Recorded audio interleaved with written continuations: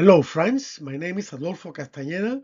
I'm the Director of Hispanic Education for Human Life International, and I welcome you to this first video about the issue of globalism and how it attacks life, family, and national sovereignty. What is globalism in general?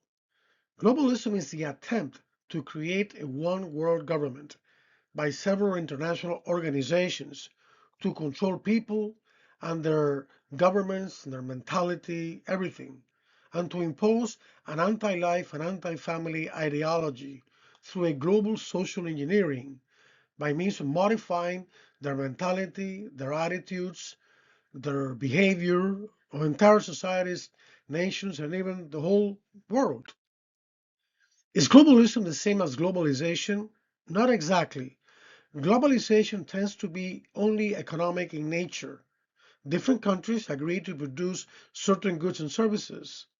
We have the example of the pencil that is made up, as everybody knows, of a piece of wood, inside of which is a piece of lead with which we write. At one end of it, there is a little piece of metal, inside which is a little piece of rubber to erase. Different countries agree to produce the different parts of the pencils, then they get together and produce a single pencil, and then that is, of course, multiplied. Globalization can be good if it's done with justice, or it can be evil if it's done with injustice. But globalization, or globalism rather, is an attempt to control everything, especially politics, but also economics, and also health, education, people's mentality in the hands of a few. What is the present phase of globalism? Presently, it is in an embryonic phase. This is the opinion of Catholic Argentinian thinker Agustín Laje, whose book Globalismo in Spanish, I recommend to all of you who read that language. At the end of this video, you will see my contact info where you can contact me and I will let you know how to obtain this book. A lot of this material, well, his material is we have presented in this series of videos. Uh, so it is in an embryonic phase, globalism, because there isn't yet, obviously, a one world government. However, some international groups exert a lot of power over many countries. They use national governance as proxies, as these are representatives, to impose through them their anti-life agendas on education, health, economics, etc. in those countries. And they use the United Nations, the UN, as the global scenario to plan their agendas, their objectives.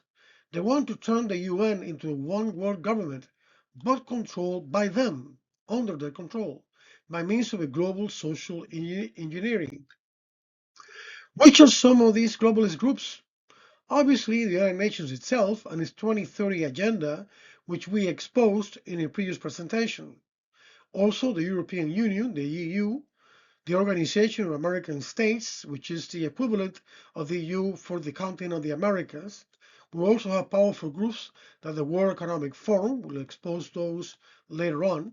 Political leaders or liberal rich nations like Western Europe, North America, Oceania, and some countries in Asia.